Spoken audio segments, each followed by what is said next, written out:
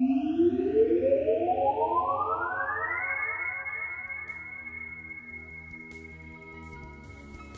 again! Today we're beginning the introductions to the player species of Saorsa.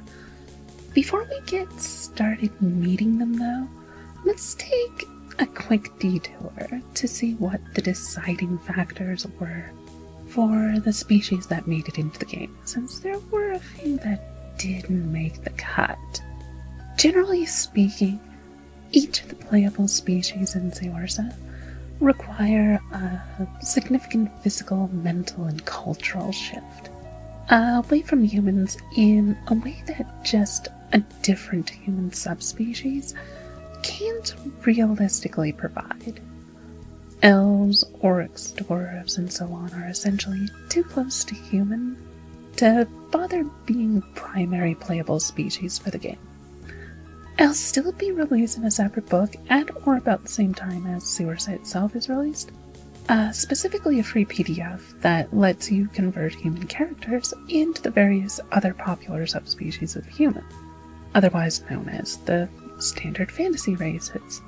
Anyway, beyond those differences, I also had a few other things picked out for why these particular species got chosen to be in the game.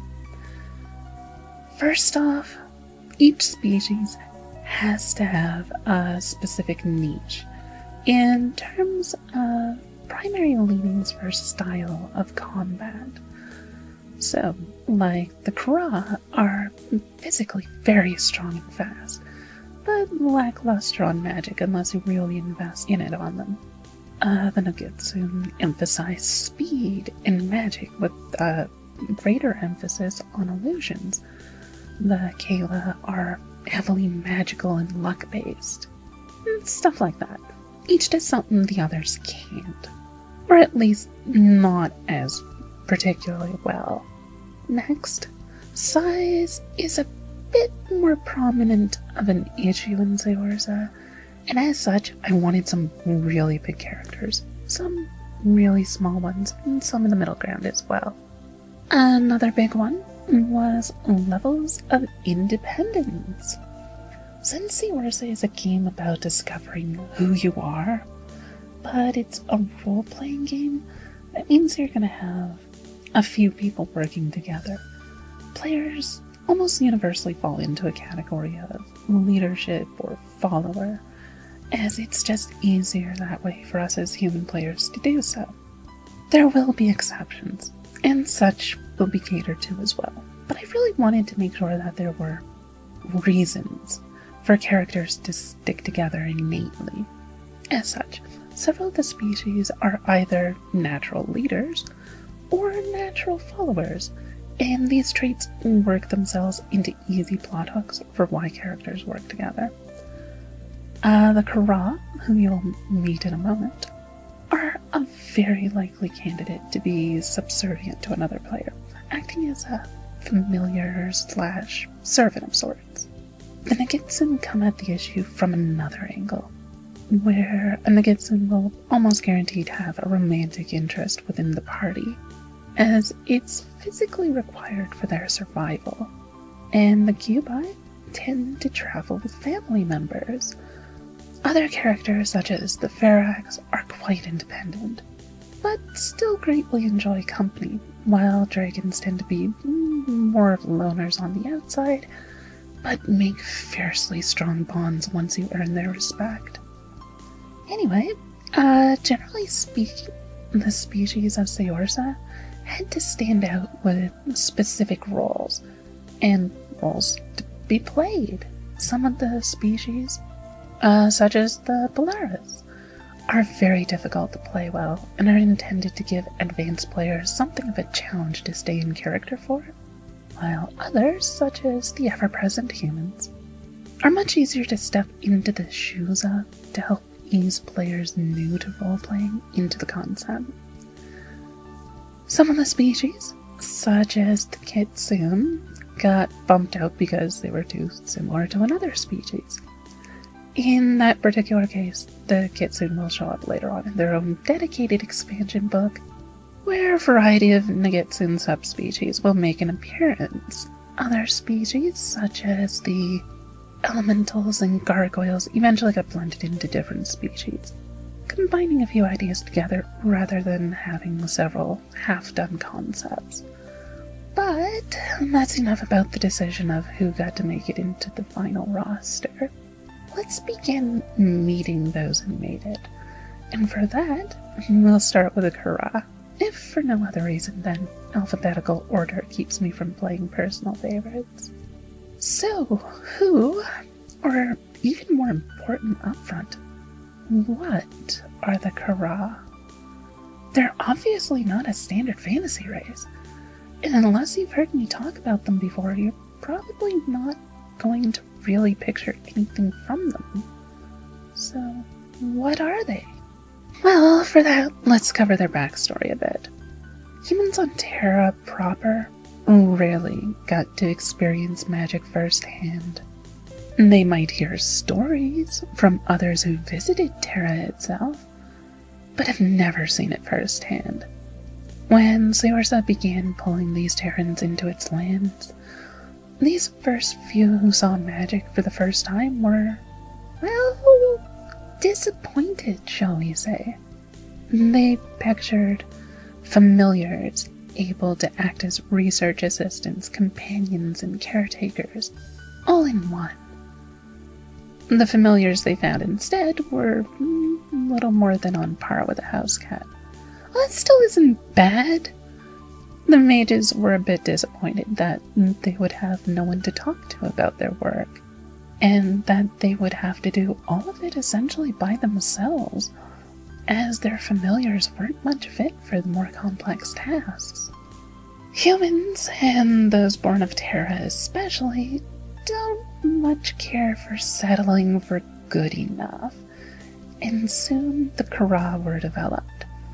This artificial species of constructs is somewhere between technological and magical in nature.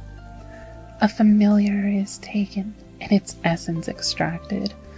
A new body is carved from obsidian in the shape of a somewhat humanoid gargoyle, and then infused with the familiar's essence, along with a great many spells, and finally, the owner's Aether Gem, a magical multi-dimensional gemstone built from their own soul, is used as the focal point for the transformation. After it's complete, the newly crafted Caragh is somewhat of a mixture of a golem, a gargoyle, a familiar, and more, all rolled into one. They're loyal, dutiful servants, if perhaps a little mischievous from time to time. Most Caragh have a master or mistress they serve, though some few Caragh are unbound, seeking to fully experience this newfound sense of freedom. As constructs, they're essentially immortal, and it's not uncommon for an individual Caragh to outlive his or her owner. Having an owner is a sense of pride and offers stability to these creatures, so they actively seek out a replacement.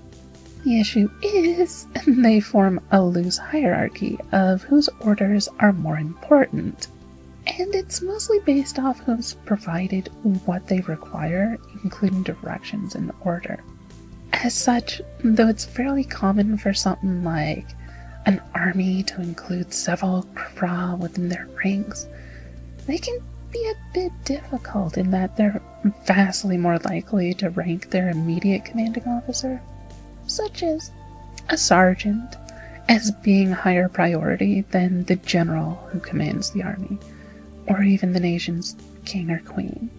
Their loyalties are on a very personal level, and things like a city or a country are almost foreign concepts to the Caragh.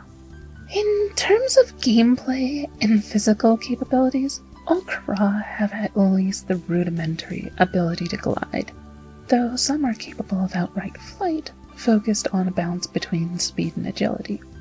For natural weapons, these constructs are almost universally built with sharpened claws and fangs, and given they're often entrusted with protecting important relics for their owners, the grip strength of a Caragh is by far the greatest of any known species. In addition to such, the lengthy tails that the Caragh use primarily for controlling their flight can also be trained to be used as a weapon, with specialized tail blades attached for an extra attack vector in combat. Of the more interesting traits of Caragh is their innate resistance to healing magics. Instead, their bodies naturally regenerate at a vastly accelerated pace to make up for such. The Caragh's diet is exclusively restricted to etheric energy, being purely magical creatures. So important is this fact that they can literally see magic, appearing almost as a sheen of color beyond the regular spectrum. At the heart of their magical nature is, quite literally, a heart of magic, their aether gem. This gemstone approximates the concept of a soul, though it continually drains some energy to maintain the Caragh's physical operation. This can not only be negated by enhancing the aether gem, but it can in fact be augmented to allow for another character to channel spells through the Caragh's body for greater potency. Many Caragh are built with a specific purpose in mind, some of the most common being as a support caster, a personal bodyguard, or even as a mage slayer to actively hunt down and destroy other mages, so their owners need not do so personally. With such in mind, these Caragh are given specialized capabilities in order to fulfill their given role. All Caragh are exceptionally thorough learners by nature, as they often need to help their personal creator with magical research. This leads to them being slower learners than average, but they understand and grasp concepts at a much more detailed level than others do. As they're crafted with the knowledge they need most already in hand, however, they begin play with a higher than average skill count, but gain new skills at a slower pace. Overall, the Caragh are friendly and cheerful hard workers, whose goal in life, quite literally, is to serve others, and they do so gladly. Those few Caragh who no longer possess an owner tend to become rather detached and aloof, more interested in exploring their newfound freedom, though they still don't tend to shy away from helping others when the opportunity presents itself.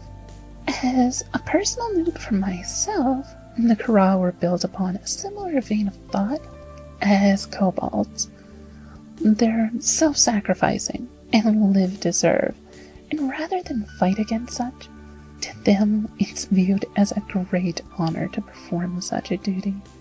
In particular, this helps to give an easy reason for why two players may be playing together. It's quite within reason that the one player created the Caragh to follow them in their adventures, or to help them in other ways. So, that's the Caragh. Next up, dragons. Dragons exist in many settings, so it took a lot of work to make them actually viable as a playable species that was fair but befitting of the name dragon. Saorsian dragons are a bit different than your average run-of-the-mill dragon you see elsewhere, however. You see, Saorsa, before it was even called that, was the dragon homeworld, and still is to this day. The Assyrians founded their concept of the path to redemption loosely upon the path the dragons tread to reach adulthood. Dragons are apex predators, though unlike most predators, they're exceptionally durable as well. Where most predators shy away from a fight, where prey might fight back, dragons emphasize strength and tenacity, marking their place as the top of the food chain. because if they were to flinch for even the briefest of moments, there's a long line of opportunists who would love to claim they took down a dragon. And as such, dragons are ever vigilant of maintaining their species classification of not one to be screwed with. While dragons do eventually become the large quadrupeds that most individuals associate with dragons, as young whelps, they begin life much more closely resembling slightly below average height humanoids, though their armored scales may yet to have grown in fully, and their famed fire breath a bit limited in range and intensity at the beginning of their lives. Even a newly hatched dragon is often on par with the capacity of adults of many other species, especially in thanks to hereditary memories and being nearly full grown by other humanoid species standards, allowing them to survive the harsh trials of Saorsa immediately. One of the most notable things to mention about dragons is that there technically is only one single species of dragon. While their eggs lay in wait to hatch, they absorb the magical essence of the location where they rest, the emergent dragon whelp being ideally suited to the location of their birth. What this means is that there are many different variants of dragon, and each new world tends to find new variations upon the basics of what a dragon is. The most common dragons upon Saorsa itself are the magma dragons, the crystal song, the dream reavers, the astral dragons, and the frostburn. Magma dragons are born from deep within volcanic locations, gaining even more intense fire breath and an immense internal body temperature. The heat they possess is so great that their skin can be seen glowing between their blackened scales. Fiery in both their passionate personalities and quick tempers, the magma dragons are the stereotypical Saorsian dragon. Crystal song dragons hatch from eggs which have basked in the aether-drenched crystal caves of Saorsa, soaking up enormous amounts of pure, undistilled magic. These patient hunters have etheric crystals growing directly from their scales, ideally suited to absorb magical attacks upon them, and rebuke the casters who would so dare to try to inflict harm upon them. Crystal song dragons are called such for not just their marvelous crystal scales, but also their soft, pleasing voices they tend to have, which can often have the effect of sedating prey. Dream Reaver dragons come from Sierradin, the mirror world to Saorsa, ruled and controlled by the druids. Though they appear slimmer, more sleek, and less well defended than other dragons, the Dream Reaver scales are as powerful as they believe them to be, and few things are as indomitable as the willpower of a dragon.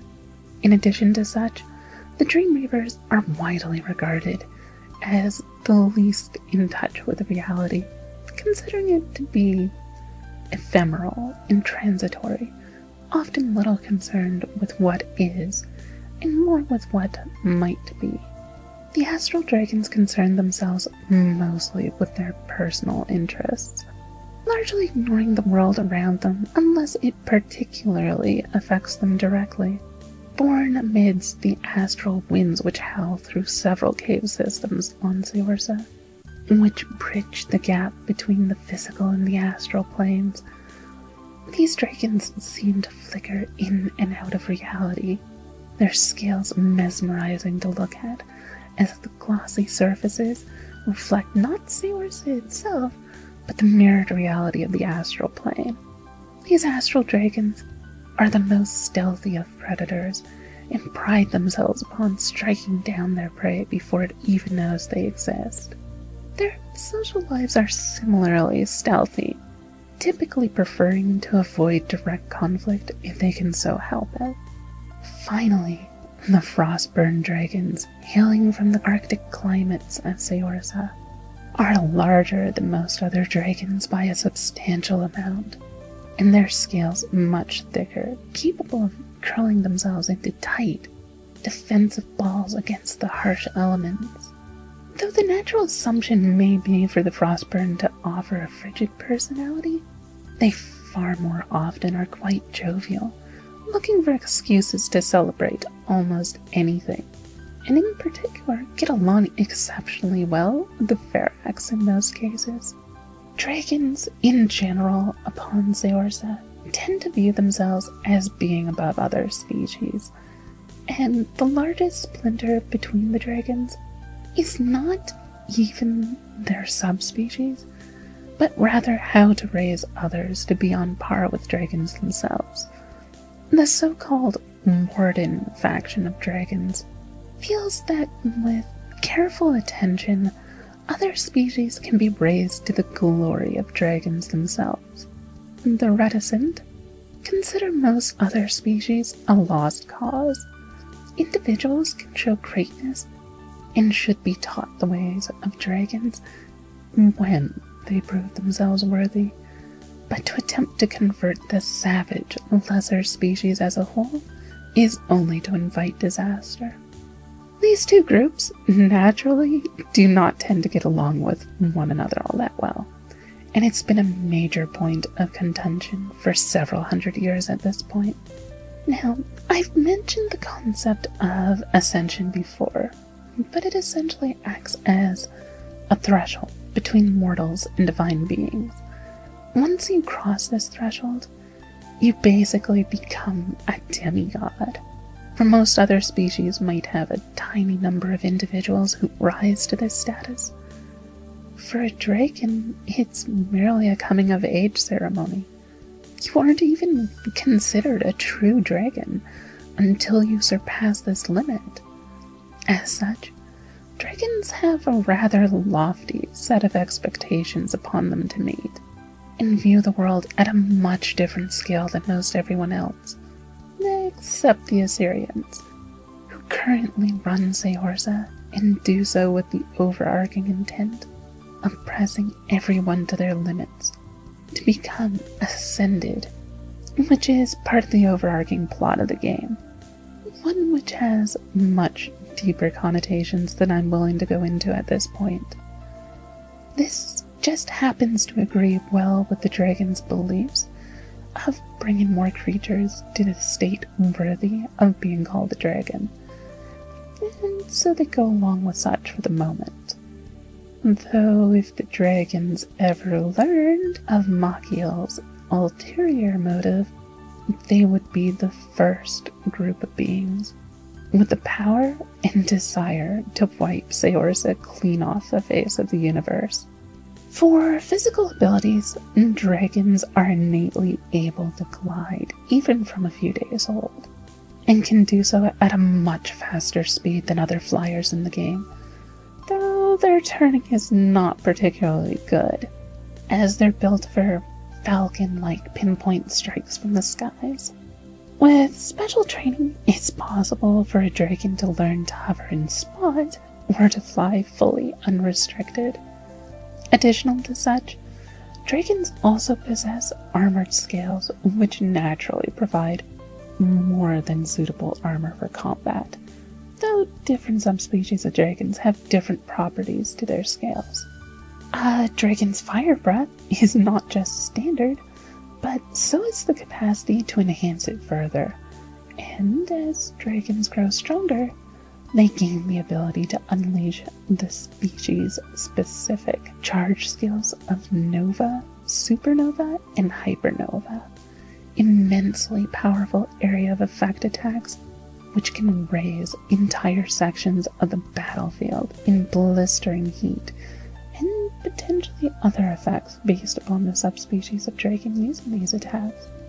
Dragons are also natural-born combatants, with claws, fangs, and tails which deal normal piercing and crushing damage respectively.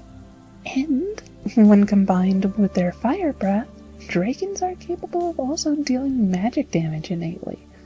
meaning a dragon has a weapon for nearly every occasion, even without needing to do so much as lay a finger upon a sword.